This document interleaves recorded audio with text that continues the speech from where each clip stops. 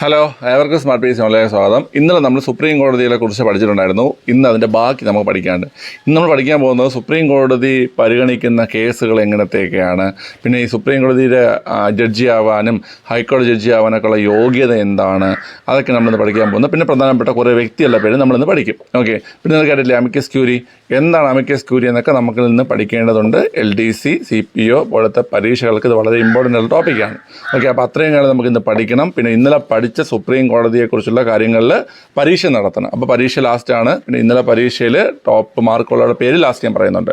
പിന്നെ നമ്മുടെ LDC, LPUP, LGS online ബാച്ചുകളിലേക്ക് ജോയിൻ ചെയ്യാൻ താല്പര്യമുണ്ടെങ്കിൽ ഞാനിവിടെ നമ്പർ കൊടുത്തിട്ടുണ്ട്, കോൺടാക്റ്റ് ചെയ്യുക. നമുക്ക് അടിപൊളിയായിട്ട് ഒരുമിച്ച് പഠിക്കാം. ഓക്കെ, ശരി. അപ്പോൾ ഇന്നത്തെ ക്ലാസ്സിലേക്ക് നമുക്ക് പോവാം. ഓക്കെ, എല്ലാവരും അടിപൊളിയായിട്ട് ശ്രദ്ധിച്ച് പഠിക്കണം. ആവശ്യമുള്ള എഴുതി പഠിച്ചോണം. ഓക്കെ, ശരി.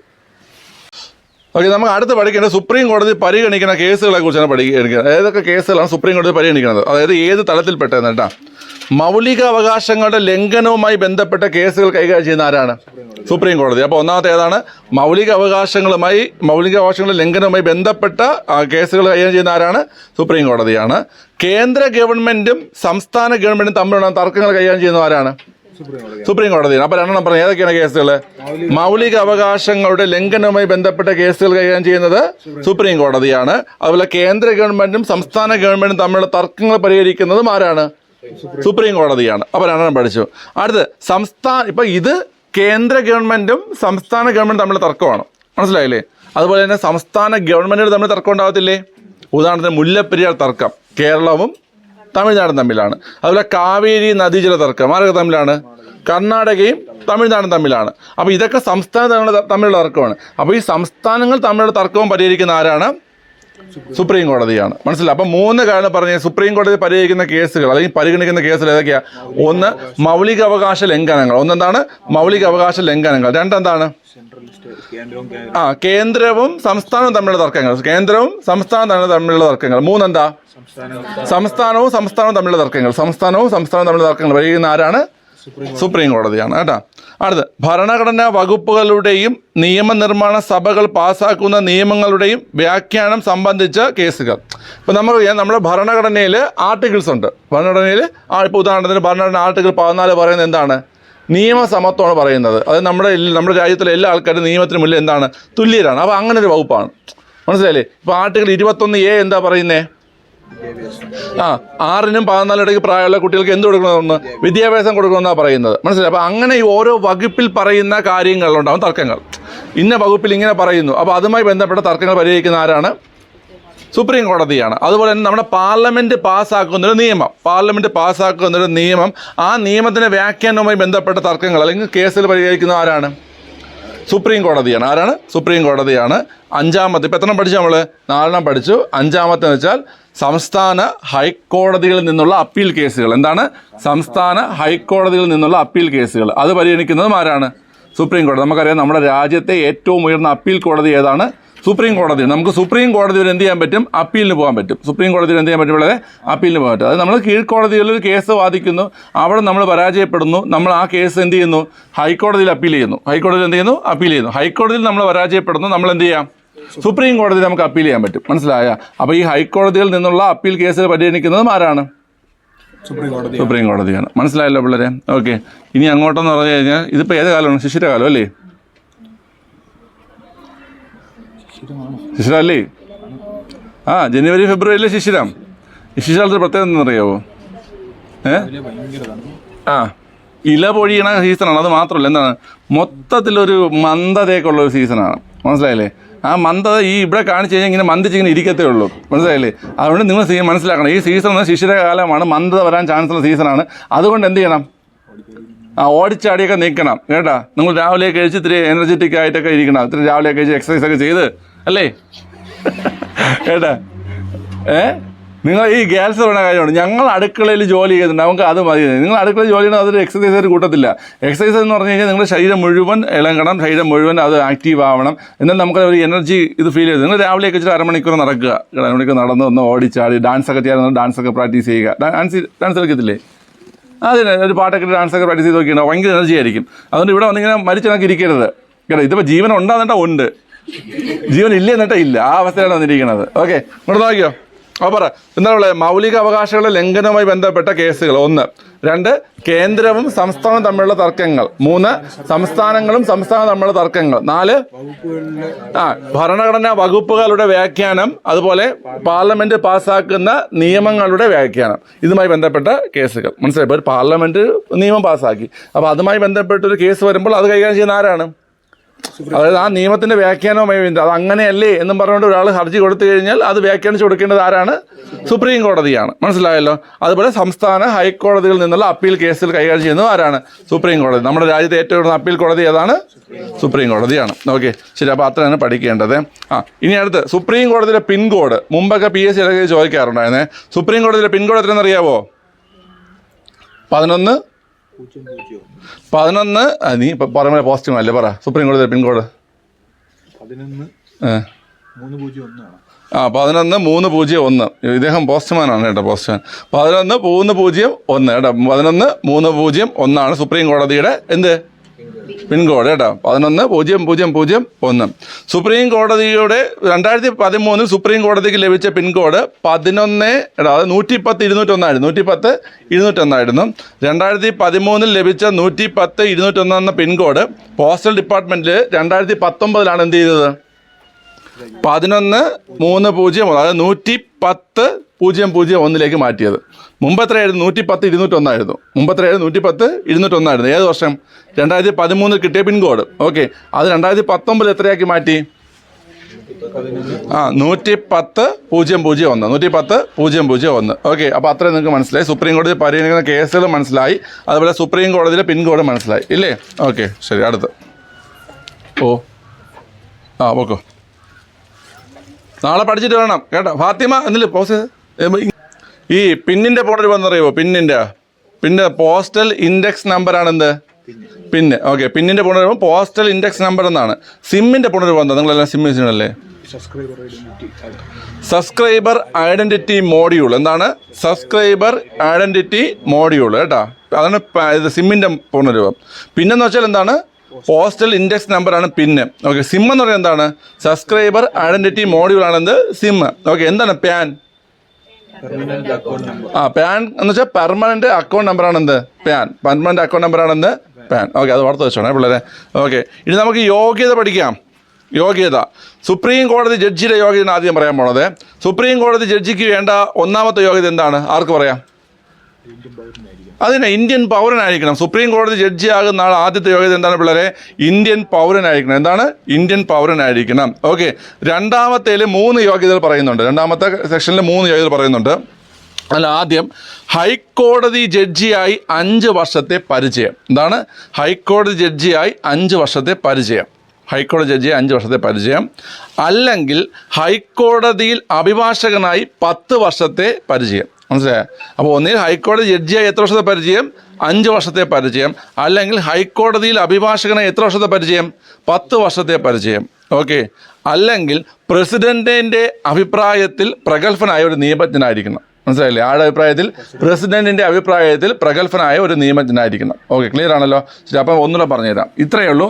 ആരുടെ യോഗ്യത? സുപ്രീം കോടതി ജഡ്ജിയുടെ യോഗ്യത. എത്ര? ഒന്നാമത്തെ പോയിന്റ് എന്താണ് കുട്ടികളെ? നമ്മൾ പ്രായം പറഞ്ഞു. പ്രായമല്ല, വിരമിക്കൽ പ്രായം നമ്മൾ പറഞ്ഞല്ലോ, 65 വയസ്സാണ് സുപ്രീം കോടതി ജഡ്ജിമാരുടെ. ഇനി ഇവിടെ യോഗ്യതയാണ് പറയണം, ശ്രദ്ധിച്ച് കേട്ടോണേ. ഒന്നാമത്തെ യോഗ്യത എന്താണ്? ഇന്ത്യൻ പൗരനായിരിക്കണം. ഒന്നാമത്തെ എന്താണ്? ഇന്ത്യൻ പൗരനായിരിക്കണം. രണ്ടാമത്തിൽ 3 കണ്ടീഷൻസ് പറയുന്നുണ്ട്.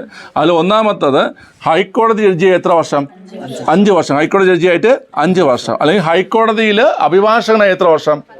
10 വർഷം. അതും അല്ലെങ്കിൽ നമ്മുടെ രാഷ്ട്രപതിയുടെ അഭിപ്രായത്തിൽ ഈ വ്യക്തി എന്തായിരിക്കണം?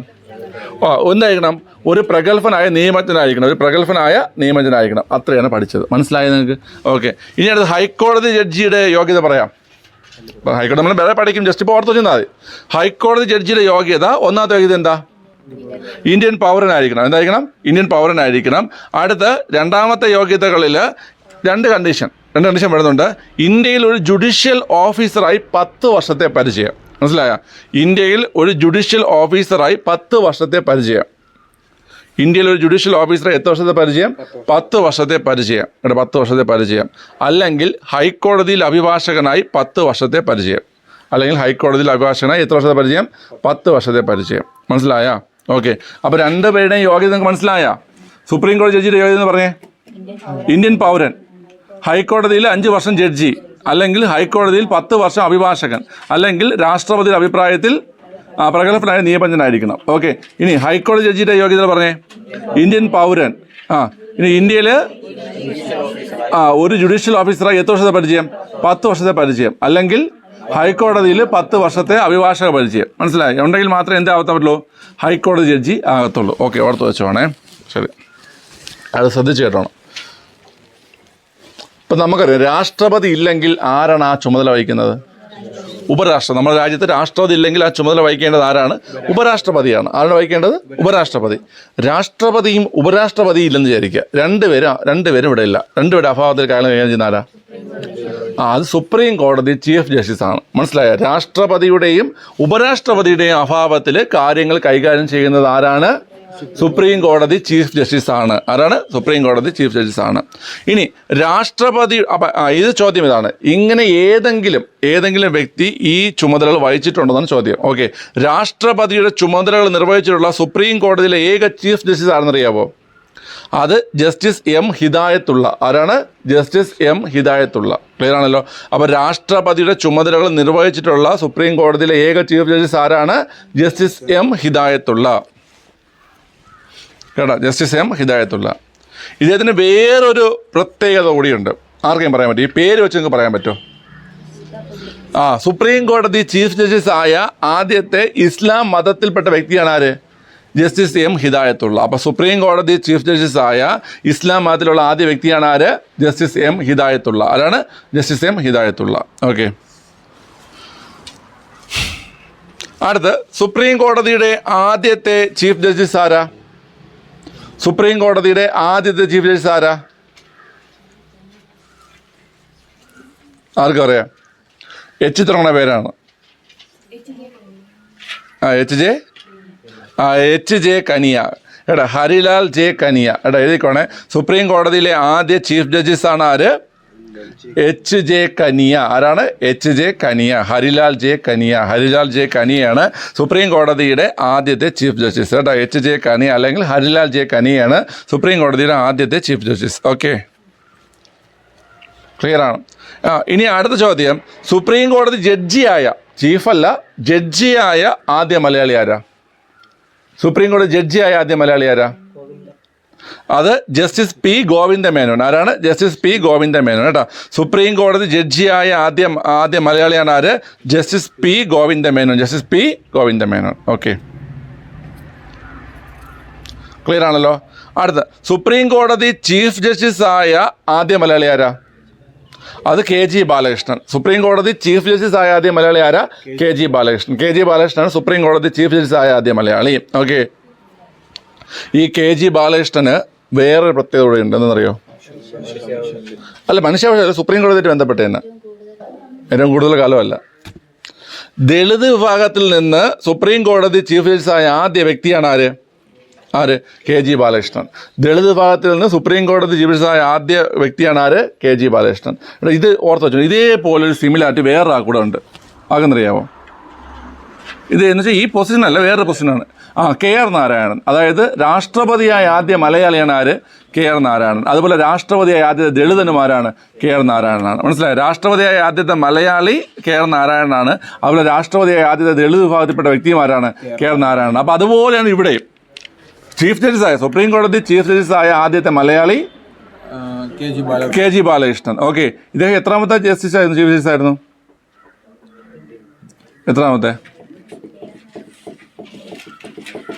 എത്രാമത്തെ സുപ്രീം കോടതി ചീഫ് ജസ്റ്റിസ് ആയിരുന്നു ഇദ്ദേഹം? K G Balakrishnan. ഒന്ന് പറഞ്ഞു നോക്കണം, ജസ്റ്റ് ഒന്ന് കറക്കിയിട്ട് നോക്ക്, വീട് നോക്കാം. 11. ചുമ്മാ 23 അവിടെ 54. ആർക്കല്ലേ ഉത്തരം അറിയോ? 10 പക്ഷെ ആ രണ്ട് സംഖ്യകൾ തമ്മിൽ കൂട്ടിയാൽ 10 കിട്ടും. അത് രണ്ട് അക്കങ്ങൾ തമ്മിൽ കൂട്ടിയ 5. 37 റൈറ്റ് ആൻസർ. 37 ആൻസർ. 37ാമത്തെ സുപ്രീം കോടതി ചീഫ് ജസ്റ്റിസ് ആയിരുന്നു ആര്? അവിടെ എത്ര പറഞ്ഞത്?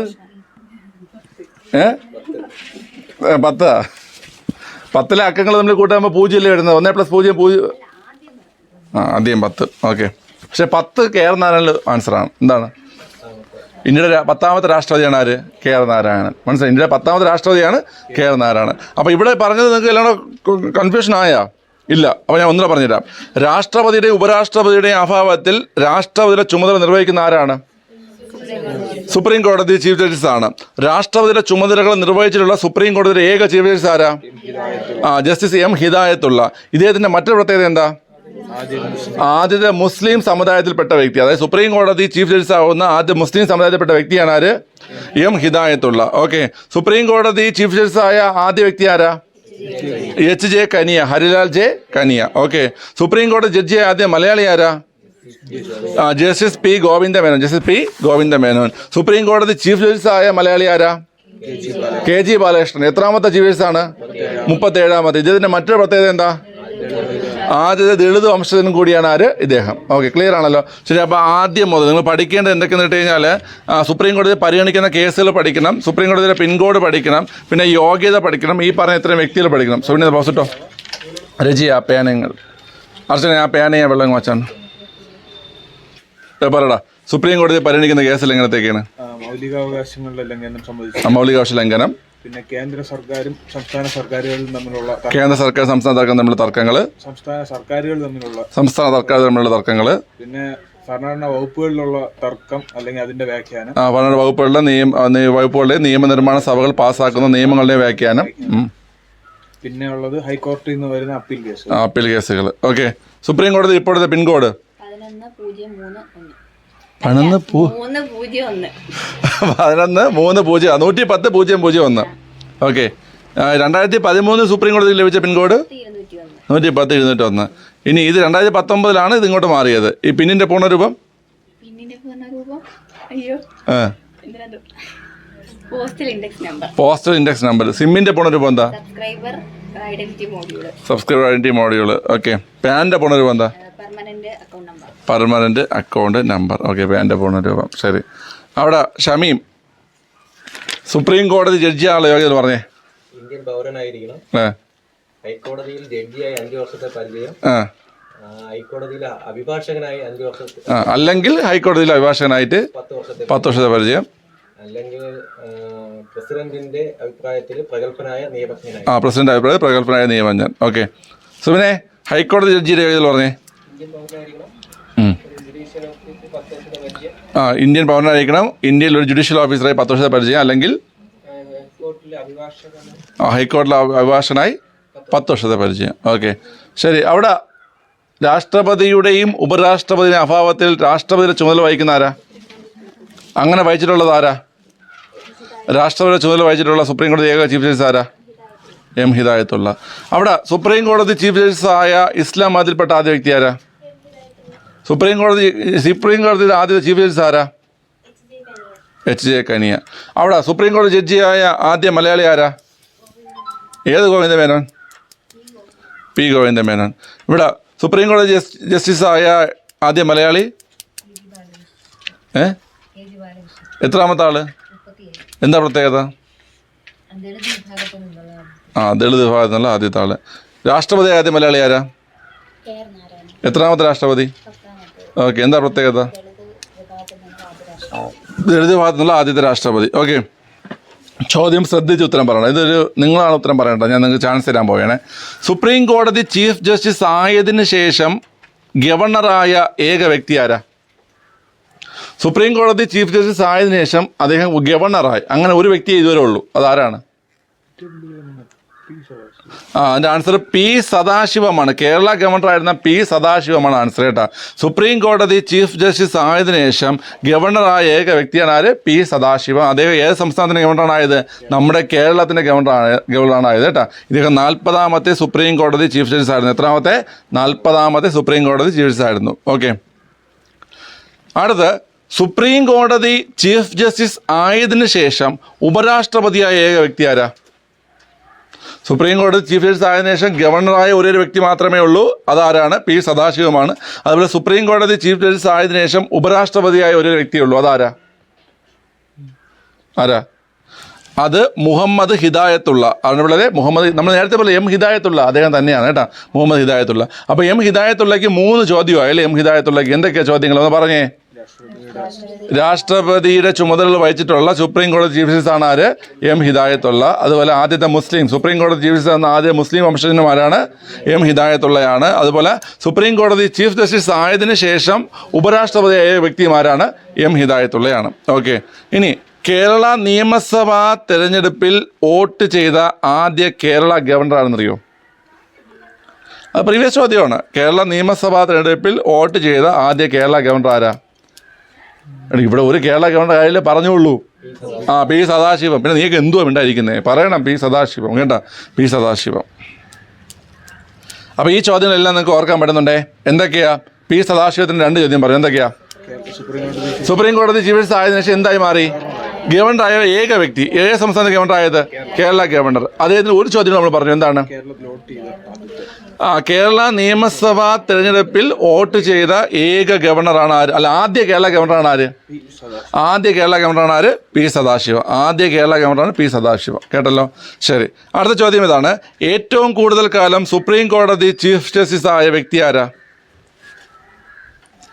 ഏറ്റവും കൂടുതൽ കാലം സുപ്രീം കോടതി ചീഫ് ജസ്റ്റിസ് ആയ വ്യക്തി ആരാ? ഒരു ക്ലൂ തരാം. ക്ലൂ എന്ന് പറഞ്ഞാൽ പറയാൻ നിങ്ങൾ പെട്ടെന്ന് പറയും. അദ്ദേഹത്തിൻ്റെ മകനെ നിങ്ങൾക്കറിയാം. ഞാൻ പറഞ്ഞില്ല, ക്ലൂ നിങ്ങൾ പെട്ടെന്ന് പറയും. വൈ വി ചന്ദ്രചൂഡ് കേട്ടോ, വൈ വി ചന്ദ്രചൂഡ് കേട്ടോ, വൈ വി ചന്ദ്രചൂഡാണ്. ഓക്കെ, അപ്പോൾ ഏറ്റവും കൂടുതൽ കാലം യശ്വന്ത വിഷ്ണു ചന്ദ്രചൂഡ് എന്നാണ് കേട്ടോ, യശ്വന്ത വിഷ്ണു ചന്ദ്രചൂഡ് എന്നാണ്. ഏറ്റവും കൂടുതൽ കാലം സുപ്രീം കോടതി ചീഫ് ജസ്റ്റിസായി സേവനമനുഷ്ഠിച്ച വ്യക്തിയാണ് ആര്? Y V Chandrachud. ആരാണ്? Y V Chandrachud.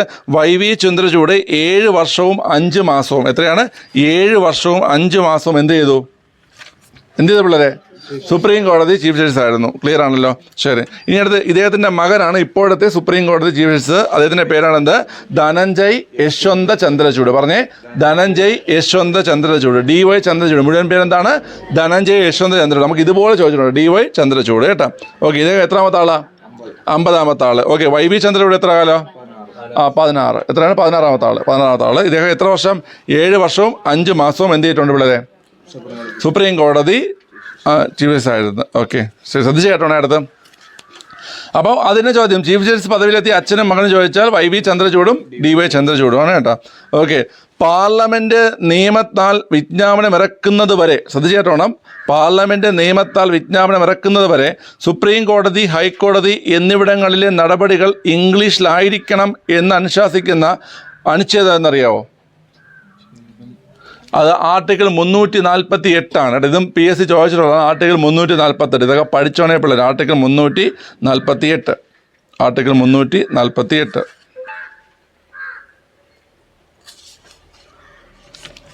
ആർട്ടിക്കിൾ 348. അതായത് ഒരു പാർലമെൻറ്റ് നിയമം കൊണ്ടുവന്ന് മാറ്റം വരുത്തുന്നത് വരെ, മനസ്സിലായ? പാർലമെൻറ്റ് നിയമം കൊണ്ടുവന്ന് മാറ്റം വരുത്തുന്നത് വരെയും സുപ്രീം കോടതിയിലെയും ഹൈക്കോടതികളിലെയും ഔദ്യോഗിക ഭാഷ ഏതായിരിക്കണം? ഇംഗ്ലീഷ് ആയിരിക്കണം എന്ന് പറയുന്ന ആർട്ടിക്കിൾ ഏതാണ് ചോദ്യം? ഏതാണ് ആർട്ടിക്കിൾ?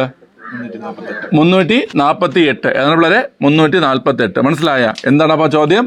പാർലമെൻറ്റ് നിയമം കൊണ്ടുവന്ന് മാറ്റം വരുത്തുന്നത് വരെ സുപ്രീം കോടതിയിലെയും ഹൈക്കോടതിയിലെയും ഭാഷ ഏതായിരിക്കണം? ഇംഗ്ലീഷ് ആയിരിക്കണം എന്ന് പറഞ്ഞ ആർട്ടിക്കിളാണ് ഏത്? 348. എന്താണ്? 348. അത് മനസ്സിലായല്ലോ. ഇനി ഇന്ത്യയുടെ ഔദ്യോഗിക ഭാഷ ഏതാ? നമ്മുടെ ഒഫീഷ്യൽ ലാംഗ്വേജ് ഏതാ? ഹിന്ദിയാണ്. ഇന്ത്യയുടെ ഔദ്യോഗിക ഭാഷ ഹിന്ദി എന്ന് പറയുന്ന ആർട്ടിക്കിൾ ഏതാ? അത് 343. ഇന്ത്യയുടെ ഔദ്യോഗിക ഭാഷ ഹിന്ദി എന്ന് പറയുന്ന ആർട്ടിക്കിൾ ഏതാണ് പിള്ളേരെ? 343 ആണ്. ഏതാണ്? 343. 348 എന്താണെന്ന് പറഞ്ഞ എല്ലാവരും പറ. അയ്യോ, ശിശിരകാലത്തിൽ പാർലമെന്റ് നിയമത്താൽ വിജ്ഞാപനം ഇറക്കുന്നത് വരെയും സുപ്രീം കോടതിയിലെയും ഹൈക്കോടതിയിലെയും ഔദ്യോഗിക ഭാഷ ഏതായിരിക്കണം? നടപടിക്രമങ്ങൾ ഏത് ഭാഷയിലായിരിക്കണം? ഇംഗ്ലീഷിലായിരിക്കണം എന്ന് പറയുന്ന ആർട്ടിക്കിൾ 348. ഇന്ത്യയുടെ ഔദ്യോഗിക ഭാഷ ഹിന്ദിയാണെന്ന് പറയുന്ന ആർട്ടിക്കിൾ 343. ഓക്കെ, ശരി. അപ്പോൾ അത് ഇമ്പോർട്ടൻ്റ് ആണ്. ഇവിടെ ജുഡീഷ്യറി എന്ന ആശയം നമ്മൾ കടമെടുത്തിരിക്കുന്നത് എവിടെ നിന്നറിയാവോ? ജുഡീഷ്യറി എന്ന ആശയം നമ്മൾ കടമെടുത്തിരിക്കുന്നത് ഗവൺമെൻറ് ഓഫ് ഇന്ത്യ ആക്ട് 1935 നിന്നാണ് കേട്ടോ. എഴുതിക്കോണേ, ജുഡീഷ്യറി എന്ന ആശയം നമ്മൾ കടമെടുത്തിരിക്കുന്നത് എവിടെ നിന്നാണ്? Government of India act 1935. Judiciary എന്ന ആശയം നമ്മൾ കടമെടുത്തിരിക്കുന്നത് government of India act 1935. Okay. അടുത്ത റിമൂവൽ ഓഫ് ജഡ്ജസ്, അതായത് നമ്മൾ നേരത്തെ ഇംപീച്ച്മെൻറ്റ് നമ്മൾ കഴിഞ്ഞ പഠിച്ചില്ലായിരുന്നു. ഇംപീച്ച്മെൻറ്റ് പഠിച്ച ഓർമ്മയില്ലേ? ലോകസഭയിൽ അവതരിപ്പിക്കുന്ന എത്ര വോട്ട് ചെയ്യണം? എത്ര പിന്തുണയ്ക്കണം? 100 പേര്. രാജ്യസഭയിലാണെങ്കിൽ എത്ര പേര്? 50. അതൊക്കെ നമ്മൾ ഇന്നലെ പഠിച്ചു. അപ്പോൾ ഈ റിമൂവൽ ഓഫ് ജഡ്ജസ് എന്ന ആശയം നമ്മൾ കടമെടുത്തിരിക്കുന്നത് എവിടെ നിന്നാണ്? അമേരിക്ക. എവിടെ നിന്നാണ്? അമേരിക്ക. അതുകൊണ്ട് ഓർത്തോണേ, ജുഡീഷ്യറി എന്ന ആശയം, ജുഡീഷ്യറി ആശയം നമ്മൾ കടമെടുത്തിരിക്കുന്നത് എവിടെ നിന്നാണ് കുട്ടികളെ? ഗവൺമെൻറ് ഓഫ് ഇന്ത്യ ആക്ട് 1935 നിന്നും. അതുപോലെ റിമൂവൽ ഓഫ് ജഡ്ജസ് എന്ന ആശയം കടമെടുത്തിരിക്കുന്നത് എവിടെ നിന്നാണ്? അമേരിക്കയിൽ നിന്നാണ് കേട്ടോ, അമേരിക്കയിൽ നിന്നാണ്. ഓക്കെ. സുബിൻ്റെ പോസിറ്റേടാ. ഏറ്റവും കൂടുതൽ കാലം നമ്മൾ പറഞ്ഞു ആരാ? YV ചന്ദ്രചൂഡാണ് ഏറ്റവും കൂടുതൽ കാലം. ഏറ്റവും കുറച്ച് കാലം സുപ്രീം കോടതി ജസ്റ്റിസ് ആയിരുന്ന വ്യക്തി ആരാ? അത് കമൽ നരൈൻ സിംഗ്. ആരാണ് പിള്ളേരെ? കമൽ നരൈൻ സിംഗ്. ഇദ്ദേഹത്തെ നമ്മൾ KN സിംഗ് എന്ന് പറയും കേട്ടോ, KN സിംഗ്. കമൽ നരൈൻ സിംഗ് അല്ലെങ്കിൽ KN സിംഗ്. 17 ദിവസമാണ്. എത്രയാണ്? 17 ദിവസം. അപ്പോൾ ഏറ്റവും കൂടുതൽ കാലം 7 വർഷവും 5 മാസവും ഉണ്ടായിരുന്ന ആര്? YV ചന്ദ്രചൂഡ്. ഏറ്റവും കുറച്ച് കാലം KN സിംഗ്, കമൽ നരൈൻ സിംഗ്. എത്ര ദിവസമാണ്? 17 ദിവസം. ഓക്കെ, അത് പഠിച്ചല്ലോ നിങ്ങൾ. ശരി, അപ്പോൾ അത്രയും നിങ്ങൾ പഠിച്ചു. ഇനി അടുത്ത് കുറച്ച് ചോദ്യം കൂടെ ഈ ഭാഗത്ത് നിന്ന് പഠിക്കാറുണ്ട്. അതിനുശേഷം നമുക്ക് അമിക്കസ് ക്യൂറി എന്താണെന്ന് പഠിക്കണം. ഈ അമിക്കസ് ക്യൂറി നിങ്ങൾ കേട്ടിട്ടുണ്ടോ? ഏത് സിനിമ കേട്ടിട്ടുണ്ട്? മോഹൻലാലിൻ്റെ ഇവിടെ സ്വർഗത്തിൽ മറ്റേ ശ്രീനിവാസ അമിക്കസ് ക്യൂരിയാൻ്റെ പറഞ്ഞത്. അപ്പോൾ അമിക്കസ് ക്യൂരി എന്താണെന്നുള്ള പഠിച്ചു കഴിഞ്ഞാൽ നമുക്ക് ആ ഭാഗം കഴിഞ്ഞു. പിന്നെ നമുക്ക് സുപ്രീം കോടതിയിലെ പ്രധാന ആർട്ടിക്കിൾസും സുപ്രീം കോടതിയിലെ അധികാരങ്ങളും നമുക്ക് നാളെ പഠിക്കാം. ഓക്കെ, ക്ലിയർ ആണല്ലോ? ശരി, അപ്പോൾ നമുക്ക് ഇവിടെ നോക്കാം. ഇന്ത്യയിലെ ആദ്യത്തെ വനിതാ അഡ്വക്കേറ്റ് ആരാ? ഇന്ത്യയിലെ ആദ്യത്തെ വനിതാ അഡ്വക്കേറ്റാണ് കൊർണേലിയ സൊറാബ്ജി. ആരാണ്? കൊർണേലിയ സൊറാബ്ജി. ഇന്ത്യയിലെ ആദ്യത്തെ വനിതാ അഡ്വക്കേറ്റാണ് കൊർണേലിയ സൊറാബ്ജി. അപ്പോൾ ഇന്ത്യയിലാത്ത വനിതാ അഡ്വക്കേറ്റ് ആരാണ്? കൊർണേലിയ സൊറാബ്ജി. അടുത്ത ഇന്ത്യയിൽ സീനിയർ അഡ്വക്കേറ്റ് പദവി ലഭിച്ച ആദ്യ വനിത ആരാ? ഇന്ത്യയിൽ സീനിയർ അഡ്വക്കേറ്റ് പദവി ലഭിച്ച ആദ്യ വനിത ലീല സേത്ത്. ആരാണ്? ലീല സേത്ത്. കേട്ടോ, അപ്പോൾ ഇന്ത്യയിൽ സീനിയർ അഡ്വക്കേറ്റ് പദവി ലഭിച്ച ആദ്യ വനിത ആരാണ്? ലീല സേത്ത്. ഓക്കെ. ഹൈക്കോടതി ചീഫ് ജസ്റ്റിസ് ആയ ആദ്യ വനിത ആരാ? അതും ലീല സേത്ത്. ആരാണ്? ലീല സേത്ത്. 1991 ഹിമാചൽ പ്രദേശിൻ്റെ ചീഫ് ജസ്റ്റിസായി കേട്ടോ. ഹിമാചൽ പ്രദേശ് ഹൈക്കോടതിയുടെ ചീഫ് ജസ്റ്റിസായി. ഓക്കെ, ശരി. അപ്പോൾ ഇപ്പോൾ പഠിച്ച 3 കാര്യങ്ങൾ. ഇന്ത്യയിലാത്ത വനിതാ അഡ്വക്കേറ്റ് ആരാ? കൊർണേലിയ സൊറാബ്ജി. ഇന്ത്യയിലാത്ത വനിതാ അഡ്വക്കേറ്റ് കൊർണേലിയ സൊറാബ്ജി. ഇന്ത്യയിൽ സീനിയർ അഡ്വക്കേറ്റ് പദവി ലഭിച്ച ആദ്യ വനിത ആരാ? ലീല സേത്ത്. ഇന്ത്യയിൽ ഹൈക്കോടതി ചീഫ് ജസ്റ്റിസായ ആദ്യ വനിത ആരാ? ലീല സേത്ത്. 1991 എവിടുത്തെ? ഹിമാചൽ പ്രദേശ് ഹൈക്കോടതിയിലെ എന്തായി മാറി? ചീഫ് ജസ്റ്റിസായി മാറി. അടുത്ത ഹൈക്കോടതി ജഡ്ജിയായ ആദ്യ വനിത ആരാ? ഹൈക്കോടതിയിൽ ജഡ്ജിയായ ആദ്യ വനിത അല്ല, അന്ന ചാണ്ടി. ആരാണ്? അന്ന ചാണ്ടി. എവിടെയാണ് ജഡ്ജിയായത്? കേരളത്തിൽ. എവിടെയാണ്? കേരളത്തിൽ. മനസ്സിലായോ? ഓക്കെ, അപ്പോൾ ഹൈക്കോടതി ജഡ്ജിയായ ആദ്യ വനിത അന്ന ചാണ്ടി. ഓക്കെ, ശരി. അപ്പോൾ ചോദ്യം നിങ്ങൾ പറയണം, ഉത്തരം ഞാൻ പറയാവേ. കൊർണേലിയ സൊറാബ്ജി. ചോദ്യം പറ. ഇന്ത്യയിൽ ആദ്യത്തെ വനിതാ അഡ്വക്കേറ്റ്. ഓക്കെ. ലീല സേത്ത്. ചോദ്യം പറഞ്ഞേ. ഇന്ത്യയിലെ സീനിയർ അഡ്വക്കേറ്റ് പദവി ലഭിച്ച ആദ്യ വനിത. ഓക്കെ, അടുത്ത് വീണ്ടും ലീല സേത്ത്. ഇന്ത്യയിൽ ഹൈക്കോടതി ചീഫ് ജസ്റ്റിസായ ആദ്യ വനിതയും ആര് തന്നെ? ലീല സേത്ത്. 1991 എവിടാ? ഹിമാചൽ പ്രദേശിൽ. ഓക്കെ, അടുത്ത് അന്ന ചാണ്ടി. ഹൈക്കോടതി ജഡ്ജിയായ ആദ്യ വനിത എവിടാ? കേരളത്തിൽ. ഓക്കെ, അടുത്ത് സുപ്രീം കോടതി ജഡ്ജിയായ ആദ്യ വനിത ആരാ? അത് ഫാത്തിമ ബീവി. സുപ്രീം കോടതി ജഡ്ജിയായ ആദ്യ വനിത ആരാണ് പിള്ളേരെ? ഫാത്തിമ ബീവി. സുപ്രീം കോടതി ജഡ്ജിയായ ആദ്യ വനിതയാണ് ഫാത്തിമ ബീവി. ഓക്കെ, അടുത്ത് സുപ്രീം കോടതിയിൽ അഭിഭാഷകയായിരിക്കെ സുപ്രീം കോടതി ജഡ്ജിയായ ആദ്യ വനിത ആരാ? സുപ്രീം കോടതിയിൽ അഡ്വക്കേറ്റ് ആയിരിക്കുന്ന സമയത്ത് സുപ്രീം കോടതി ജഡ്ജിയായ ആദ്യ വനിത ആരാ?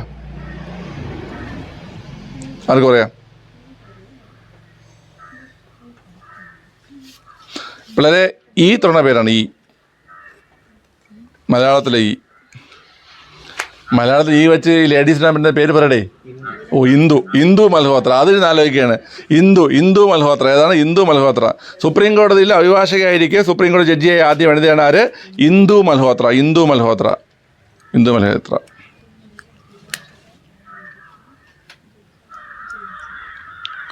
ഓക്കെ, ഒരു ചോദ്യം കൂടെ ഉണ്ട്. സുപ്രീം കോടതി ജഡ്ജിയായ ശേഷം ലോകസഭാ സ്പീക്കറായ വ്യക്തി ആരാണ്?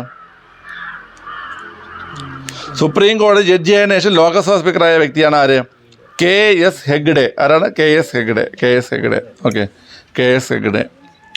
ശരി, അപ്പോൾ ഇതൊക്കെ വെറൈറ്റി ചോദ്യങ്ങളാണ് ചേട്ടാ. ഞാൻ അപ്പോൾ ഒന്നുകൂടെ ഒന്ന് ഫുള്ള് ഇപ്പോൾ പറഞ്ഞ ഫുള്ളൊന്ന് കറങ്ങി ചോദിക്കുകയാണ്, ഉത്തരം പറഞ്ഞ് പൊക്കോണേ. ശരി, സുപ്രീം കോടതി ചീഫ് ജസ്റ്റിസ് ആയതിനു ശേഷം ഗവർണറായ വ്യക്തി P. സദാശിവം. ഏത് സംസ്ഥാനം? കേരളം. സുപ്രീം കോടതി ചീഫ് ജസ്റ്റിസ് ആയതിനു ശേഷം ഉപരാഷ്ട്രപതിയായ വ്യക്തി M. ഹിദായത്തുള്ള. കേരള നിയമസഭാ തെരഞ്ഞെടുപ്പിൽ വോട്ട് ചെയ്ത ആദ്യ കേരള ഗവർണർ P. സദാശിവം. അടുത്ത് ഏറ്റവും കൂടുതൽ കാലം സുപ്രീം കോടതി ചീഫ് ജസ്റ്റിസ് YV ചന്ദ്രചൂഡ്. എത്ര കാലം? 7 വർഷം 5 മാസം. ഇദ്ദേഹം ആരുടെ അച്ഛനാണ്? നിലവിലെ അല്ലെങ്കിൽ 50-ാമത്തെ, ഇപ്പോഴത്തെ ആള് 50-ാമത്തെ സുപ്രീം കോടതി ചീഫ് ജസ്റ്റിസ് ആയ DY ചന്ദ്രചൂഡ്, ധനഞ്ജയ് യശ്വന്ത് ചന്ദ്രചൂഡിന്റെ എന്താണ് അച്ഛനാണ് കേട്ടോ, പിതാവാണ്. ഓക്കെ, ശരി. അടുത്ത് പാർലമെന്റ് നിയമത്താൽ വിജ്ഞാപനം ഇറക്കുന്നത് വരെ സുപ്രീം കോടതി, ഹൈക്കോടതി എന്നിവിടങ്ങളിൽ നടപടികൾ ഇംഗ്ലീഷിലായിരിക്കണമെന്ന് പറയുന്ന ആർട്ടിക്കിൾ 348. ഇന്ത്യയുടെ ഔദ്യോഗിക ഭാഷ ഹിന്ദിയാണെന്ന് പറയുന്ന ആർട്ടിക്കിൾ 343. ഏറ്റവും കുറച്ചു കാലം സുപ്രീം കോടതി ചീഫ് ജസ്റ്റിസ് ആയിരുന്ന ആരാണ്? KN സിംഗ്. ആരാണ്? KN Singh, Kamal Narine Singh. Okay, അടുത്ത് നമ്മൾ ജുഡീഷ്യറി ആശയം കടമെടുത്ത എവിടുന്ന? Government of India act 1935. Removal of judges ആശയം കടമെടുത്ത എവിടുന്ന? അമേരിക്ക. ഇന്ത്യയിലകത്ത് വനിത അഡ്വക്കേറ്റ് ആരാ? കൊർണേലിയ സൊറാബ്ജി. സീനിയർ അഡ്വക്കേറ്റ് പദവി വഹിക്കുന്ന വനിത ആരാ? ലീല സേത്ത്. ഹൈക്കോടതി ചീഫ് ജസ്റ്റിസ് ആദ്യ വനിത ആരാ?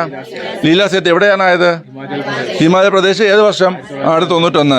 ഹൈക്കോടതി ജഡ്ജിയായ ആദ്യ വനിത ആരാ? അന്ന ചാണ്ടി. എവിടെയാണ് ആയത്? കേരളം. സുപ്രീം കോടതി ജഡ്ജിയായ ആദ്യ വനിത ആരാ? ഫാത്തിമ ബീവി. സുപ്രീം കോടതിയിൽ അഭിഭാഷകയായിരിക്കെ സുപ്രീം കോടതി ജഡ്ജിയായ ആദ്യ വനിത ആരാ? ഇന്ദു മൽഹോത്ര. സുപ്രീം കോടതി ജഡ്ജിയായ ശേഷം ലോകസഭാ സ്പീക്കറായ വ്യക്തി ആരാ? KS ഹെഗ്ഡെ. ഓക്കെ, ഇത്രയും പഠിച്ചേ, ഇത്രയും ചോദിക്കട്ടെ. ഇത്രയും ചോദിച്ചിട്ട് നമുക്ക് അമിക്കസ് ക്യൂരി കൂടെ പഠിച്ചിട്ട് നമുക്ക് മതിയാക്കാം കേട്ടാ. അമിക്കസ് ക്യൂരി കുറച്ചേ ഉള്ളൂ, 3 പോയിന്റേ ഉള്ളൂ. ഓക്കെ, അതിൻ്റെ പരീക്ഷ ഉണ്ട്. മുന്നേ സുപ്രീം കോടതി ചീഫ് ജസ്റ്റിസ് ആയ ശേഷം ഗവർണറായ വ്യക്തി? എത്രാമത്തെ സുപ്രീം കോടതി ചീഫ് ജസ്റ്റിസ് ആയിരുന്നു ഇദ്ദേഹം? ഞാൻ പറഞ്ഞായിരുന്നു, ഞാൻ അതൊരു മെമ്മറി ടെസ്റ്റ് നടത്തിയാണ്. നിങ്ങൾ എത്ര ശ്രദ്ധിച്ചെന്ന് അറിയാൻ വേണ്ടിയിട്ട്. 37 40 പറഞ്ഞില്ലേ? 40. ഓക്കെ, ഇനി സുപ്രീം കോടതി ചീഫ് ജസ്റ്റിസ് ആയതിനു ശേഷം ഉപരാഷ്ട്രപതിയായ വ്യക്തി ആരാ? ഹിദായത്തുള്ള. ഈ P. സദാശിവത്തിന്റെ ഒരു ചോദ്യം കൂടെ പറഞ്ഞായിരുന്നു. കേരള നിയമസഭയിൽ തെരഞ്ഞെടുപ്പ് വോട്ട് ചെയ്ത ആദ്യത്തെ ഗവർണർ ആർക്കാണ് വോട്ട് ചെയ്തത്? എന്തോ. ശരി, ഷമീം. ഏറ്റവും കൂടുതൽ കാലം? YV ചന്ദ്രചൂഡ്. എത്ര കാലം? 7 വർഷം 5 മാസം. അദ്ദേഹത്തിന്റെ മകൻ DY ചന്ദ്രയുടെ മുഴുവൻ പേരെന്താ? ഓക്കെ, ശരി. എടാ, ഇദ്ദേഹം ഇത്രാമത്തെ ആളാണ് DY ചന്ദ്രൻ? 50. എടാ, ഇദ്ദേഹം 2022 നവംബർ 9 മുതലാണ് കേട്ടോ. അതൊന്ന് ഓർത്ത് വെച്ചു. 2022 നവംബർ 9 മുതലാണ് കേട്ടോ. ചിലപ്പോൾ നമുക്ക് സ്റ്റേറ്റ്മെൻ്റ് ഒക്കെ വരണോണ്ടേ കേട്ടോ. LDC പരീക്ഷ ആ ലെവലൊക്കെ ചിലപ്പോൾ കയറി ചോദിക്കും, സ്റ്റേറ്റ്മെൻ്റ് കിട്ടി ചോദിക്കും. 2022 നവംബർ 9 മുതൽ കേട്ടോ. ശരി, സുമനെ, പാർലമെന്റ് നിയമത്താൽ വിജ്ഞാപനം ഇറക്കുന്നത് വരെ സുപ്രീം കോടതി, ഹൈക്കോടതി എന്നിവിടങ്ങൾ നടപടിക്രമങ്ങൾ ഇംഗ്ലീഷിലായിരിക്കണമെന്ന് അനുശാസിക്കുന്നത് 348. 343 എന്താ പറയുന്നേ? ഏതെന്ന്? ഇതിൻ്റെ ഔദ്യോഗിക ഭാഷ ഹിന്ദി എന്ന് പറഞ്ഞാൽ 343. ഓക്കെ, അവിടെ സുദർശന, ഏറ്റവും കുറച്ചു കാലം സുപ്രീം കോടതി ചീഫ് ജസ്റ്റിസ് എന്ന വ്യക്തി ആരാ? കമൽ നരൈൻ സിംഗ്. എത്ര ദിവസം? ഓക്കെ, ആൻസി, ജുഡീഷ്യറി എന്ന ആശയം കടമെടുത്തത് എവിടുന്നാ? ഓക്കെ, റിമൂവൽ ഓഫ് ജഡ്ജസ് എന്ന ആശയം നയന പറഞ്ഞേ? അമേരിക്ക. അവിടെ ആര്യ, ഇന്ത്യയിൽ ആദ്യത്തെ വനിതാ അഡ്വക്കേറ്റ് ആരാ? ഓക്കെ, അവിടെ രശ്മി, ഇന്ത്യയിലെ സീനിയർ അഡ്വക്കേറ്റ് പദവി വെച്ച ആദ്യ വനിത ആരാ? ലീല സേത്ത്. ഷംന, ഹൈക്കോടതി ചീഫ് ജസ്റ്റിസ് ആയ ആദ്യ വനിത ആരാ? ഓക്കെ, എവിടെ? ഏത്? 91. ഇവിടെ അതുല്യ, ഹൈക്കോടതി ജഡ്ജിയായ ആദ്യ വനിത ആരാ? അന്ന ചാണ്ടി. ഇവിടെ വിജിഷ, സുപ്രീം കോടതി ജഡ്ജിയായ ആദ്യ വനിത ആരാ? സുപ്രീം കോടതിയിൽ അഭിഭാഷകയായിരിക്കെ സുപ്രീം കോടതി ജഡ്ജിയായ ആദ്യ വനിത ആരാ? ഇന്ദു മൽഹോത്ര. ഓക്കെ, ശരി. നമുക്കത് അമിക്കസ് ക്യൂരി എന്താണെന്ന് നോക്കാം. ഓക്കെ, ഈ അമിക്കസ് ക്യൂരി എന്ന പദത്തിൻ്റെ അർത്ഥം കോടതിയുടെ സുഹൃത്ത് എന്നാണ്. എന്താണ്? കോടതിയുടെ സുഹൃത്ത്. ഫ്രണ്ട് ഓഫ് ദ കോർട്ട് എന്നാണ് പറയുന്നത്. അപ്പോൾ അമിക്കസ് ക്യൂരി എന്ന പദത്തിൻ്റെ അർത്ഥം എന്താണ്? കോടതിയുടെ സുഹൃത്ത്. ഒരു കേസിൽ തീർപ്പ് കൽപ്പിക്കുന്നതിനുള്ള വിവരങ്ങൾ നൽകുന്നതിനായി കോടതി സ്വമേധയായോ കോടതി സ്വമേധയാ നിയമിക്കുന്ന ആ കേസുമായി ബന്ധമില്ലാത്ത ഒരു വ്യക്തി അല്ലെങ്കിൽ സ്ഥാപനമാണ് എന്ത് അമിക്കസ് ക്യൂറി. മനസ്സിലായ? അപ്പോൾ ഒരു കേസിൽ തീർപ്പ് കൽപ്പിക്കുന്നതിനുള്ള വിവരങ്ങൾ നൽകുന്നതിനായി കോടതി സ്വമേധയാ നിയമിക്കുന്ന ആ കേസുമായി ബന്ധമില്ലാത്ത ഒരു വ്യക്തിയാണ് ഇത് അമിക്കസ് ക്യൂറി. ഓക്കെ, അപ്പോൾ നിങ്ങൾ തമ്മിൽ കേസുണ്ടെന്ന് വിചാരിക്കുക. ഓക്കെ, അപ്പോൾ അതിൽ തീർപ്പ് കൽപ്പിക്കണം. അപ്പോൾ ആ കേസുമായി ബന്ധമില്ലാത്ത ഒരു വ്യക്തിയെ നമ്മൾ എന്ത് ചെയ്യും? ഒരു വ്യക്തിയുടെ സ്ഥാപനത്തെ നമ്മൾ എന്താ നിയമിക്കും? അമിക്കസ് ക്യൂറി ആയിട്ട് നിയമിക്കും. ഓക്കെ, ഇപ്പോൾ തിരുവനന്തപുരത്തെ ശ്രീ പത്മനാഭസ്വാമി ക്ഷേത്രം ഉണ്ടല്ലോ, അതുമായി ബന്ധപ്പെട്ട് സുപ്രീം കോടതി നിയമിച്ച അമിക്കസ് ക്യൂരിയാണ് ഗോപാൽ സുബ്രഹ്മണ്യം. ആരാണ്? ഗോപാൽ സുബ്രഹ്മണ്യം. ഓക്കെ, അപ്പോൾ അമിക്കസ് ക്യൂരി നിങ്ങൾക്ക് മനസ്സിലായല്ലോ. അപ്പോൾ അമിക്കസ് ക്യൂരി എന്ന വാക്കിനർത്ഥം എന്താണ്? കോടതിയുടെ സുഹൃത്തെന്നാണ്. ഒരു കേസിൽ തീർപ്പ് കൽപ്പിക്കുന്നതിനുള്ള വിവരങ്ങൾ നൽകുന്നതിനായി കോടതി സ്വമേധയാ നിയമിക്കുന്ന ആ കേസുമായി ബന്ധമില്ലാത്തൊരു വ്യക്തി അല്ലെങ്കിൽ സ്ഥാപനമാണ് അമിക്കസ് ക്യൂരി. തിരുവനന്തപുരത്തെ ശ്രീ പത്മനാഭ സ്വാമി ക്ഷേത്രവുമായി ബന്ധപ്പെട്ട് സുപ്രീം കോടതി നിയമിച്ച അമിക്കസ് ക്യൂരിയാണ് ഏത്? ഗോപാൽ സുബ്രഹ്മണ്യം. ഏതാണ്? ഗോപാൽ സുബ്രഹ്മണ്യം. ഓക്കെ, ഇനി നമുക്ക് അടുത്ത് പഠിക്കേണ്ടത് സുപ്രീം കോടതിയുടെ അധികാര പരിധിയും അതൊക്കെയാണ് പഠിക്കേണ്ടത്. അതൊക്കെ വളരെ എളുപ്പമുള്ള കാര്യങ്ങളാണ്. ഓക്കെ, നമ്മൾ ഒരു തവണ കേട്ടാൽ മനസ്സിലാവുന്ന കാര്യങ്ങളാണ് കേട്ടോ. ഓക്കെ, ശരി. അപ്പോൾ അതൊക്കെ നമുക്ക് അടുത്ത ക്ലാസ്സിൽ പഠിക്കാം. നമുക്ക് ഇനി ഇന്നലത്തെ പരീക്ഷ നടത്താം. മാറിയൊക്കെ ഇരുന്നോ. അത് മാച്ചേ അച്ഛനെ ബുക്ക് ഉത്തരം എഴുതുള്ള പേപ്പറൊക്കെ എടുത്തേ. ബുക്കും പേപ്പറൊക്കെ എടുത്തേ.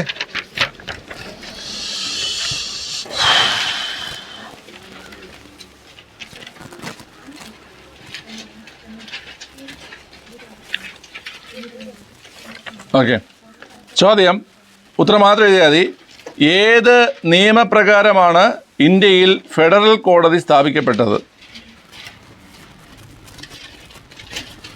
ഏത് നിയമപ്രകാരമാണ് ഇന്ത്യയിൽ ഫെഡറൽ കോടതി സ്ഥാപിക്കപ്പെട്ടത്?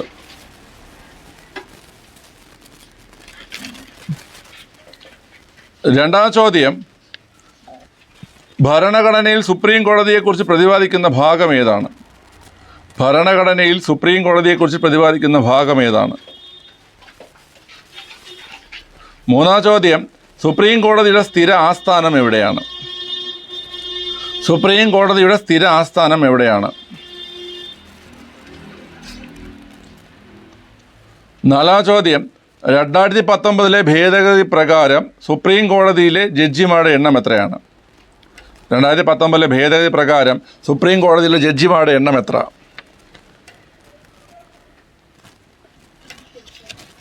അടുത്ത അഞ്ചാം ചോദ്യം, സുപ്രീം കോടതി ജഡ്ജിമാരുടെ ഇംപീച്ച്മെൻറ്റ് നടപടിക്രമങ്ങളെക്കുറിച്ച് പ്രതിപാദിക്കുന്ന നിയമം ഏത്? സുപ്രീം കോടതി ജഡ്ജിമാരുടെ ഇംപീച്ച്മെൻറ്റ് നടപടിക്രമങ്ങളെക്കുറിച്ച് പ്രതിപാദിക്കുന്ന നിയമം ഏത്?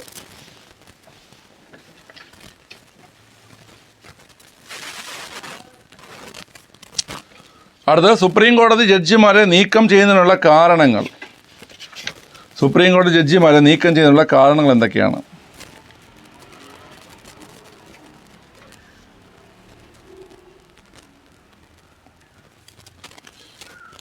അടുത്ത ഏഴാമത്തെ ചോദ്യം,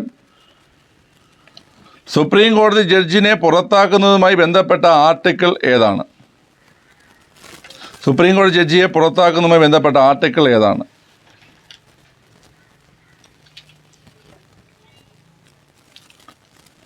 അടുത്ത്, രാജ്യസഭയിൽ ഇംപീച്ച്മെൻറ്റ് നേരിട്ട ആദ്യ ജഡ്ജി ആരാണ്? രാജ്യസഭയിൽ ഇംപീച്ച്മെൻറ്റ് നേരിട്ട ആദ്യ ജഡ്ജി ആരാണ്?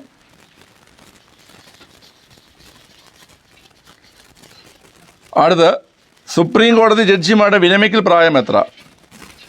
സുപ്രീം കോടതി ജഡ്ജിമാരുടെ വിരമിക്കൽ പ്രായം എത്ര? എഴുതിയില്ല.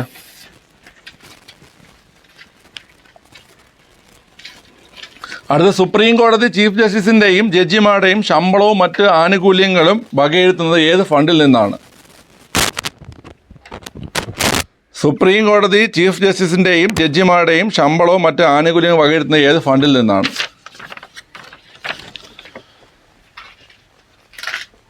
അടുത്ത 12ാം ചോദ്യം, ഇന്ത്യൻ സുപ്രീം കോടതി നിലവിൽ വന്നത് എപ്പോൾ? ഇന്ത്യൻ സുപ്രീം കോടതി നിലവിൽ വന്നത് എപ്പോൾ?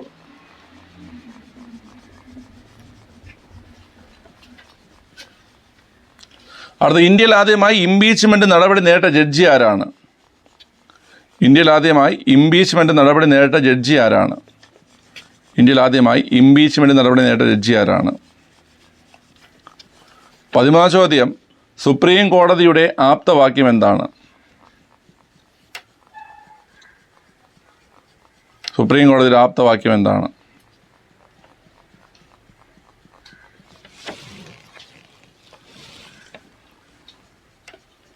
14ാമത്തെ ചോദ്യം, മെറിറ്റ് സമ്പ്രദായത്തിൻ്റെ കാവൽക്കാരൻ എന്നറിയപ്പെടുന്ന ആരെയാണ്?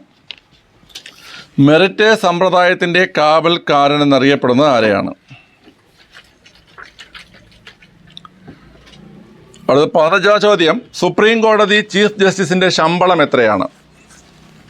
സുപ്രീം കോടതി ചീഫ് ജസ്റ്റിസിൻ്റെ ശമ്പളം എത്രയാണ്? സുപ്രീം കോടതി ചീഫ് ജസ്റ്റിസിൻ്റെ ശമ്പളം എത്രയാണ്?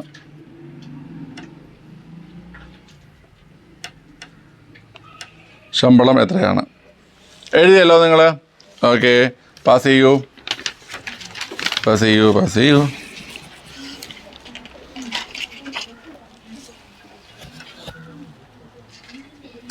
എഴുതിയല്ലോ? ഓക്കെ. ഇവിടെ അർച്ചന, ഏത് ആക്ട് പ്രകാരമാണ് ഇന്ത്യയിൽ ഫെഡറൽ കോടതി സ്ഥാപിക്കപ്പെട്ടത്? 1930 ഗവൺമെൻറ് ഓഫ് ഇന്ത്യ ആക്ട്. ഇവിടെ ഭരണഘടനയിൽ സുപ്രീം കോടതിയെ വെച്ച് പ്രതിപാദിക്കുന്ന ഭാഗം ഏതാണ്? 5ാം ഭാഗം. ഓക്കെ, 5ാം ഭാഗത്തിൽ ആർട്ടിക്കിൾ അറിയോ? 124 മുതൽ 147 വരെ. 148 മുതൽ ഏതെന്നറിയോ? 148, 151 CAG. ഓക്കെ, ശരി. അവിടെ സുപ്രീം കോടതിയുടെ സ്ഥിരാസ്ഥാനം പറഞ്ഞ ഷമീം തിലക് മാർഗ്. ഓക്കെ. സുബിനെ, 2019 ഭേദഗതി പ്രകാരം സുപ്രീം കോടതി ജഡ്ജിമാരുടെ എണ്ണം എത്ര? 34. ഓക്കെ. അവിടെ സുദർശന, സുപ്രീം കോടതിയിലെ ജഡ്ജിമാരുടെ ഇംപീച്ച്മെൻറ്റ് നടപടിക്രമങ്ങളെക്കുറിച്ച് പ്രതിപാദിക്കുന്ന നിയമം ഏതാ? Judges act 1968. Okay. Ancy, supreme കോടതി ജഡ്ജിമാരെ നീക്കം ചെയ്യുന്നതിനുള്ള കാരണങ്ങൾ എന്തൊക്കെയാ? അപ്രാപ്തിയും തെളിയിക്കപ്പെട്ട ദുർവൃത്തിയും. ഓക്കെ, ശരി. അവിടെ ആര്യ, സുപ്രീം കോടതി ജഡ്ജസിനെ പുറത്താക്കുന്നതുമായി ബന്ധപ്പെട്ട ആർട്ടിക്കിൾ ഏതാ? 124. ഓക്കെ. അവിടെ രാജ്യസഭയിൽ ഇംപീച്ച്മെൻറ്റ് ചെയ്യപ്പെട്ട അല്ലെങ്കിൽ ഇംപീച്ച്മെൻറ്റ് നേരിട്ട ആദ്യ ജഡ്ജി ആരാ? സൗമിത്ര സെൻ.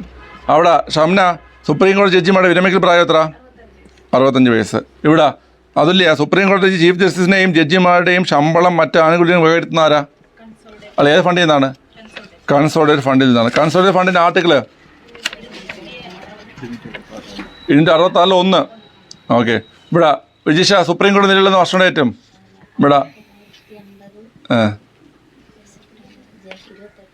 1950 ജനുവരി 28. ഇന്ത്യയിൽ ആദ്യമായി ഇംപീച്ച്മെൻറ്റ് നടപടി നേരിട്ട ജഡ്ജി ആരാ? Archana, justice V Ramaswamy. Supreme കോടതി ആപ്തവാക്യം എന്താ? യഥോ ധർമ്മസ്തദോ ജയ. ഓക്കെ. അവിടെ ഷാമി, മെറിറ്റ് സമ്പ്രദായത്തിൻ്റെ കാവൽക്കാരനാരാ? UPSC. അവിടെ സുപ്രീം കോടതി ചീഫ് ജസ്റ്റിസിൻ്റെ ശമ്പളം എത്ര? ജഡ്ജിമാരുടെ ആണെങ്കിലോ 150,000. ഓക്കെ, മാർക്ക് പറ. Full 2 full. അവിടെ 3 ഫുള്ള്. സുബിന് full. Sudarshana full. Ancy full. Nayana 12. അവിടെ ഫുള്ളില്ല. നയന 12. അവിടെ ആര്യ ഫുള്ള്. ലക്ഷ്മി ഫുള്ള്. അതിലേ ഫുള്ള്. ഷംനയും ഫുള്ള്. ഓക്കെ. വിജിഷ അറിഞ്ഞില്ല. എത്ര മാർക്കുണ്ടെന്നുണ്ട്? എഴുതിയില്ല. ശരി. ഓക്കെ, ശരി. അപ്പോൾ അത്രേ ഉള്ളൂ. പിന്നെ ഇന്നലത്തെ പണത്തെ പരീക്ഷയിൽ മാർക്കുള്ള ആൾക്കാർ കുറച്ചുകൂടെ മാർക്ക് ഇട്ടുള്ളൂ. വിനീത ദീപക് ശാസ്താംകോട്ട, ആതിര ഇ പാലക്കാട്, കൃഷ്ണ കടയ്ക്കൽ, വിശ്വനാഥ് ആലപ്പുഴ, കൃഷ്ണേന്ദു, സഭ ജസ്ന. ഓക്കെ, ഇത്രയും പേർക്ക് ഫുൾ മാർക്കുണ്ട്. ഓക്കെ, ക്ലാപ്പ് കൊടുക്കുക.